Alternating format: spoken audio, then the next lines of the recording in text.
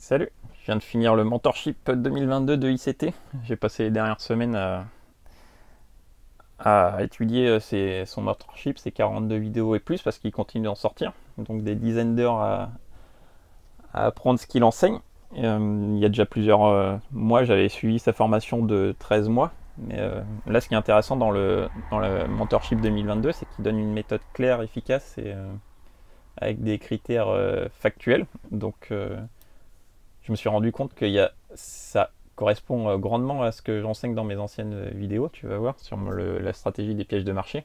Il y a énormément de critères en commun. Il y a même des setups qui sont exactement les mêmes, des trades qui sont exactement les mêmes. Sauf que lui, il va mettre l'accent sur certains critères sur lesquels moi j'accordais un peu moins d'importance. Mais après avoir backtesté ces critères d'entrée, c'est vrai que ça permet de filtrer encore mieux les setups et d'avoir uniquement les meilleurs pièges de marché.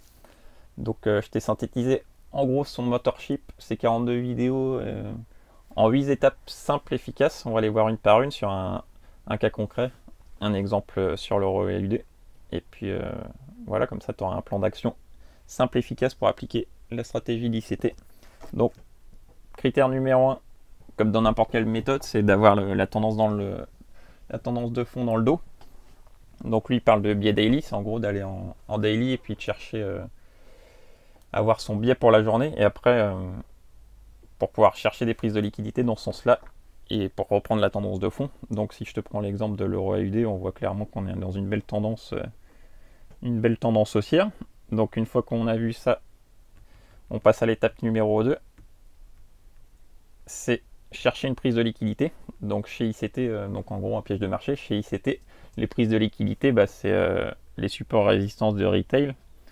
C'est également ce que j'utilisais pas dans mon trading, c'est les hauts et bas de la journée précédente.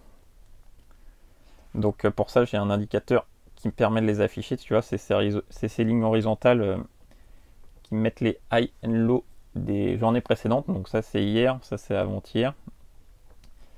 Donc ça, c'est une prise de liquidité, mais aussi chez ICT, une autre prise de liquidité potentielle, c'est les sessions asiatiques. Donc tu vois, c'est ce qui correspond à ce rectangle violet. C'est la session qui s'échelonne de 1h du matin à 6h du matin. Et bien souvent, il y a une prise de liquidité sur l'ouverture de la session de Londres. On vient prendre le bas de la session ou le haut de la session asiatique pour réintégrer. Donc ça, c'est une prise de liquidité aussi chez ICT. Donc sur un exemple comme ça, tu vas voir que à ce niveau-là, on a une prise de liquidité du bas de la session asiatique, mais également de la session d'avant-hier, donc c'est super intéressant. Ça fait une double prise de liquidité, donc potentiellement c'est une paire qu'on va surveiller le matin. Ensuite, en critère numéro 3, il va chercher ce qu'il appelle un displacement. En gros, c'est une hausse de volatilité, une hausse de momentum, avec des belles bougies grandes, pleines, des Marubozu. Si je te prends l'exemple ici, on l'a clairement, tu vois qu'on a une belle hausse de momentum comparé aux petites bougies qui étaient là, ici. On a un mouvement impulsif, ce qu'on va pas vouloir et ce qu'on cherchera pas sur la formation d'ICT, c'est on voudra pas on va chercher une belle hausse de momentum, on voudra pas ce genre de setup où il y a une prise de liquidité, on redistribue, on balaye toute la zone, tout ça on va pas vouloir. On va vouloir un beau mouvement haussier impulsif qui montre qu'il y a les institutionnels derrière, les grosses mains qui veulent faire bouger le marché, qui se sont positionnés. Donc ça, c'est le critère numéro 3. Critère numéro 4, il parle de BMS, donc c'est Break of Market Structure. C'est en gros une cassure de la théorie de dos, on prend un high ou un low précédent. Et sur l'exemple ici, on l'a clairement, on vient prendre ce haut là, à ce niveau-là. Donc là, il y a une prise de liquidité à ce niveau-là, on vient dans un mouvement impulsif prendre le high ici. Donc après on prend les intermédiaires, mais ceux-là sont moins importants que celui-ci par exemple. Donc voilà, c'est avoir une prise de liquidité, avoir une hausse de momentum, casser la théorie de dos. Ensuite en 5, on va parler de fair value gap, mais fair value gap ou imbalance. En gros, j'en ai parlé dans mes vidéos précédentes, mais tu vois sur le gros mouvement haussier, Tout ce qui est en jaune ici, c'est de l'imbalance. C'est l'écart qu'il y a entre les mèches des bougies 1 et 3. Tu peux aller voir mes vidéos précédentes, je ne vais pas faire trop long. Mais avec là l'indicateur, tout ce qui est en jaune, c'est de l'imbalance. Donc on va vouloir, bien souvent quand il y a un mouvement impulsif et fort comme ça, il y a un gap qui se crée et il y a de l'imbalance. Donc critère indispensable. C'est vrai que je ne l'instaurais pas assez dans mon trading. Donc lui met une grande importance là-dessus, avoir de l'imbalance qui est créé une fois qu'on a cassé la théorie de dos. Ensuite, il y a cette théorie de la zone discount premium. Donc ça, c'est simplement, tu prends ton ratio de Fibonacci, tout ce qui est en dessous de la zone des 50%, c'est une zone discount. Tout ce qui est au-dessus, c'est une zone premium. Donc en gros, on voudra acheter dans cette zone-là et surtout pas ici. Donc tu prends sur un mouvement comme ça, si je reprends mon exemple, on prend les Fibos sur un mouvement impulsif. Là, on vient de taper sur les 50%. Nous, ce qu'on va vouloir, c'est qu'on vienne combler toute l'imbalance en jaune. Donc on sera parfaitement sous les 50% de Fibonacci. Donc ça permet juste de filtrer les signaux, de se positionner au meilleur prix sur le marché. Donc bon, c'est simple, efficace. Ensuite, qu'est-ce qu'on va faire? Septième étape, on va chercher, on mettra le stop au-delà de l'imbalance. Donc si je te prends cet exemple là,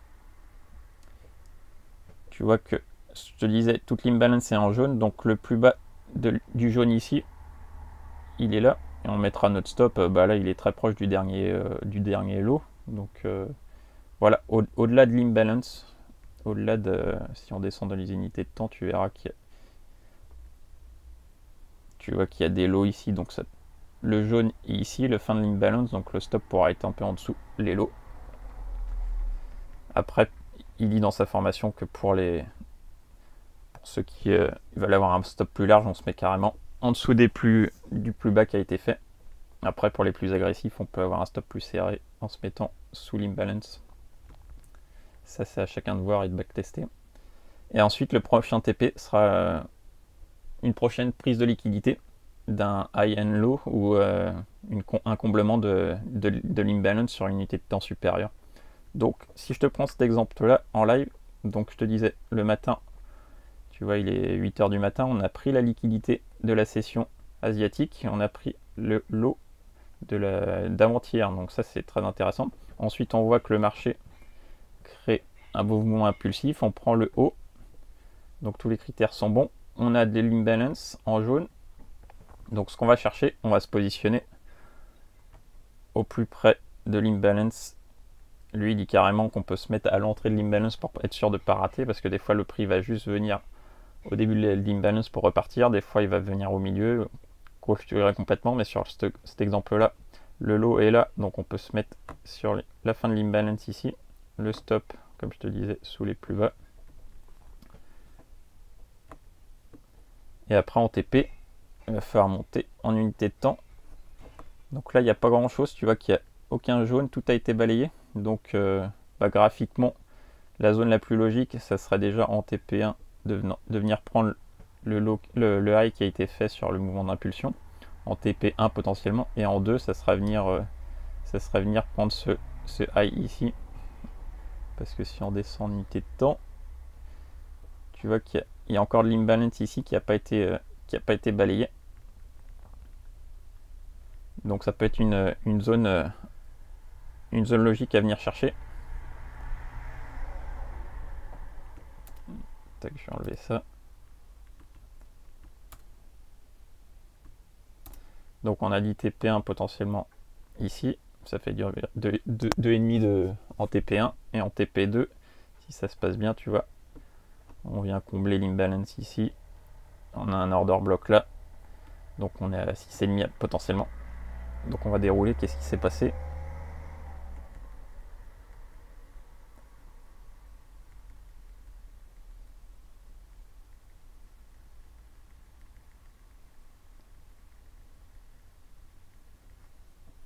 Il a mis un peu de temps à venir, il a bien balayé. Donc là on est dans le trade, il est venu pile fermer l'imbalance ici. Et on a dit TP1 ici, TP2 là-bas. en respectant les 8 règles. Il a bien accumulé. Ah, TP1 qui a été pris, il y a un beau rejet. Après tu vois qu'il y a encore de l'imbalance, il est venu combler ici. Il peut potentiellement en rester encore là. Donc après on se met stop 0. Et bon, on attend, on espère aller chercher le TP au-dessus. On ferme l'imbalance, on relance bien. Et on vient taper le TP2 à 6,5, clôturé. Qu'est-ce qu'il a fait après? Bah, il a complètement retracé parce que là on voit qu'il y a de l'imbalance, donc on vient fermer.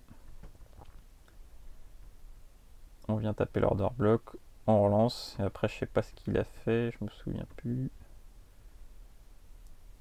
Ah, il a végété, on a touché le... Hop, et là on est en live.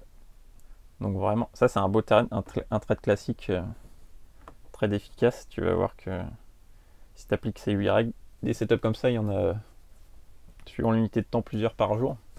Et plusieurs par semaine si tu augmentes ton unité de temps. Mais en gros, là je suis souvent en M15 parce que la prise de liquidité elle est intéressante en M15 avec l'ouverture de la session de Londres. Donc voilà les 8 étapes de sa stratégie de trading. Si tu as des questions, n'hésite pas à les poser, j'y répondrai. Et je vais continuer une série de vidéos là-dessus parce qu'il n'y a pas énormément de contenu en français sur le contenu d'ICT. Et puis je te mets sa chaîne YouTube dans la description. Et puis je te dis à une prochaine. Salut!